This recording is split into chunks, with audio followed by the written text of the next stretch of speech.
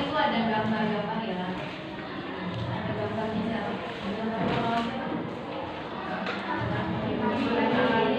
Satu itu ya. Jadi kenapa kita bahas ini? Ini temanya dari perjuangan pemuda Indonesia menuju kemerdekaan. Jadi kita nanti akan mengetahui, membahas beberapa pahlawan nasional yang usianya dulu ketika berjuang masih muda, dan mereka ternyata apa? Begitu bersemangat memperjuangkan kemerdekaan Indonesia. Habis itu kira-kira efeknya apa? Atau manfaatnya? Atau perannya apa? Jadi setelah kemerdekaan, jadi setelah mereka berjuang itu perannya apa? Atau ketika mereka berada di era perjuangan tersebut itu perannya apa untuk kemerdekaan Indonesia? Misalkan ini era Kartini itu perjuangannya apa sih? Era Kartini bentuk perjuangannya apa? Ketika memperjuangkan kemerdekaan Indonesia.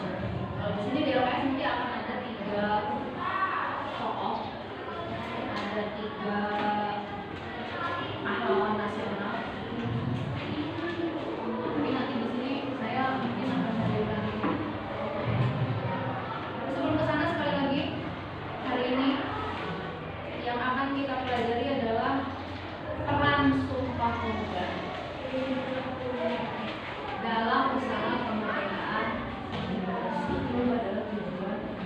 Sebelumnya, silakan ini disimak video, ada sebuah video tentang perjuangan para pemuda.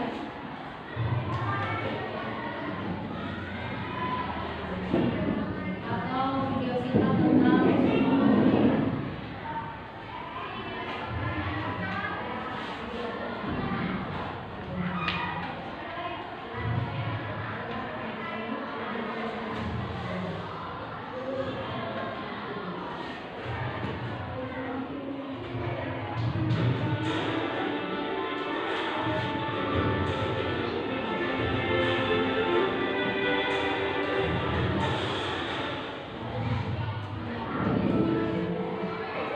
Satu tanah air, satu bangsa, satu bahasa persatuan Indonesia.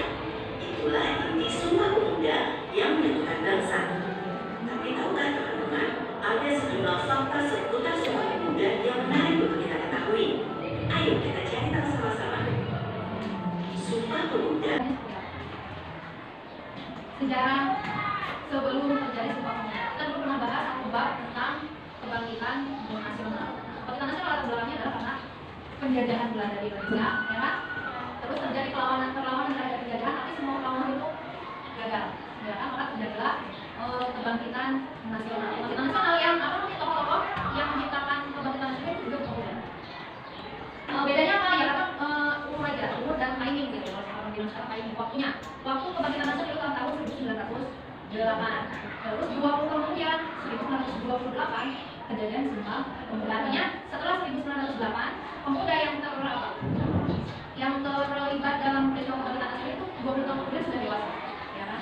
Kemudian tokoh-tokoh yang terlibat pada peristiwa Sumpah Pemuda itu mereka masih muda dan merasa tokoh-tokoh perjuangan kebangkitan nasional itu udah nggak relevan lagi, udah nggak apa ya, udah tidak bisa menangani pemikirannya sudah lebih dewasa. Sementara kita dari apa namanya di peristiwa Pemuda ini kayaknya kita butuh perubahan baru. Kita punya pemikiran yang baru, kita harus bikin wadah yang baru juga. Maka adalah rencana bikin kongres pemuda satu dan kongres pemuda. Nah, sebelum kongres pemuda satu dan pemuda dua itu kan efek dari apa?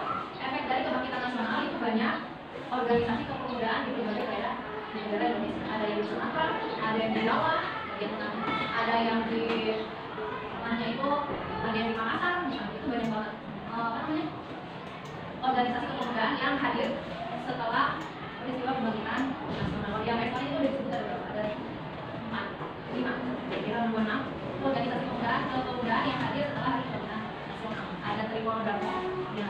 Terus ada lagi Perhimpunan Pelajar, ya, Perhimpunan Pelajar Indonesia.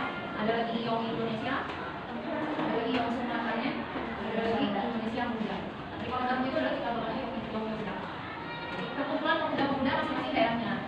Rekordamu yang badannya di Jawa, PPPI yang badannya di biasanya luar negeri, apa yang di luar negeri sama di luar negeri itu. Jadi ikut perkumpulan himpunan daripada dari Sumatera dari Nah itu tadi para tokoh yang tergabung dalam organisasi kepemudaan di berbagai daerah itu merasa perlu bikin kongres, bikin rapat. Jadinya terjadilah 2 kongres pemuda. Pertama kongres pemuda 1 terjadi di tahun 1926, terus tahun berikutnya 1922, tahun berikutnya 1928, dan di kongres pemuda 2 ini langsung dilakukan Sumpah Pemuda di ini sesuai dengan tema tadi. Apa sih peran pemuda? Apa sih peran Sumpah Pemuda dalam usaha kemerdekaan Indonesia? Ada 3. Jadi peristiwa Sumpah Pemuda itu membawa teladan apa? Jadi peristiwa Sumpah Pemuda membawa teladan apa? Peristiwa Sumpah Pemuda itu bisa efeknya apa terhadap pergerakan kemerdekaan Indonesia saat itu? Ini ada 3. Pertama, membangkitkan semangat persatuan. Yang kedua, mendorong pergerakan kemerdekaan. Yang ketiga adalah menjadi contoh pergerakan untuk pemuda di daerah lain. Oke, sekali lagi, kalau ada pertanyaan apa peran Sumpah Pemuda? Jadi, kenapa kok bisa Sumpah Pemuda itu jadi peristiwa penting dalam usaha kemerdekaan Indonesia? Alasannya adalah ini. Oke, sekali lagi, kenapa peran pemuda menjadi penting dalam usaha pergerakan Indonesia adalah karena 3 alasannya.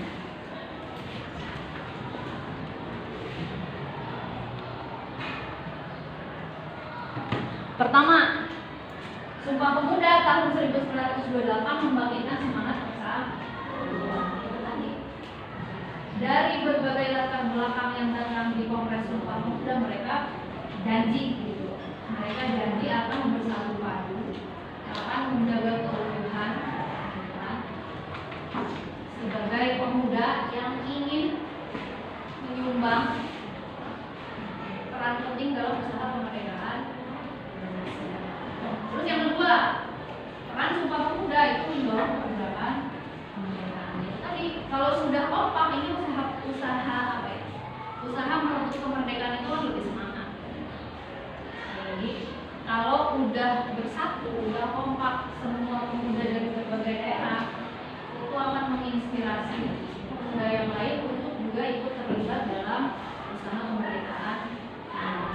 Terus yang terakhir, apa nih? Pemuda Indonesia itu menjadi contoh pergerakan pemuda yang lain. Ini disebut di sini ada apa? Ada organisasi pemuda banyak. Biotomo, Sareka Islam, Perhimpunan Indonesia, sama 1 Kongres Pemuda. Ini adalah 4 organisasi pemuda yang nanti kedepannya akan menginspirasi pemuda lain ikut bikin organisasi pemuda juga. Organisasi pemuda itu nanti tujuannya adalah tadi, misalnya saya bisa nyumbang, saya masih pemuda, tapi saya ingin menyumbang usaha kemerdekaan. Contoh pergerakannya sudah dicontohkan oleh pendahulunya. Ini ada Bung Tomo, ada Sareka Islam, ada Perhimpunan Indonesia, dan terakhir Kongres Pemuda Indonesia. Nah, di Kongres Pemuda Indonesia itulah adanya Sumpah Pemuda hadir. Terus, nah sekarang Kongres Pemuda saat sekali lagi saya ulangi, Kongres Pemuda di zamannya tahun 1928 adalah semangatnya 3 tadi, membangkitkan persatuan, semangat persatuan. Kedua, mendorong pergerakan kemerdekaan, sama menjadi contoh buat pemuda yang lain. Nah kalau hari ini, kalian kan pemuda nih hari ini kalian usianya remaja, itu sudah termasuk kepada usia pemuda yang maksudnya kalian bisa nyumbang untuk kehidupan keluarga negaraan hari ini. Ya, usia mungkin berapa?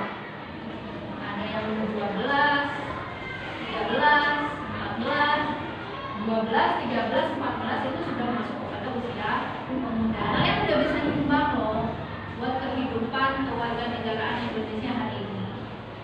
Caranya dengan apa? Atau maknanya apa buat kalian? Kalian bisa memaknai peran pemuda hari ini sebagai materi kita selesai untuk peran Sumpah Pemuda bagi perjuangan pergerakan kemerdekaan Indonesia. Saya ulangi sekali lagi bahwa nilai-nilai Sumpah Pemuda itu masih bisa kita terapkan sampai hari ini. Kemudian kalau ingin kesimpulan yang sangat ringkas, kalau ada pertanyaan apa sih peran Sumpah Pemuda dalam usaha kemerdekaan bangsa Indonesia, isinya adalah satu, bahwa Sumpah Pemuda tahun 1928 itu membangkitkan semangat persatuan. Yang kedua, peran Sumpah Pemuda tahun 1928 untuk usaha kemerdekaan Indonesia adalah mendorong pergerakan kemerdekaan. Sama yang terakhir, Sumpah Pemuda itu menjadi contoh untuk pemuda yang lain melakukan pergerakan kemerdekaan Indonesia. Identitas kebangsaan dan kepemimpinan pemuda ini relevan, masih sesuai. Sumpah Pemuda kejadiannya 1928 masih nilai-nilainya masih